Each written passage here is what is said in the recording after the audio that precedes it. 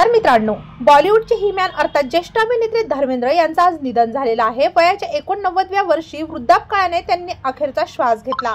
काहीच दिवसापूर्वी त्यांना मुंबईतल्या हॉस्पिटलमध्ये उपचाराकरता दाखल करण्यात आले होते।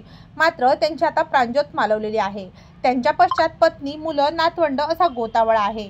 धर्मेंद्र यांची प्रकृती गेल्या काही दिवसापासून खालावली होती, त्यामुळे त्यांना मुंबईतल्या खासगी रुग्णालयात दाखल करण्यात आलेले होते।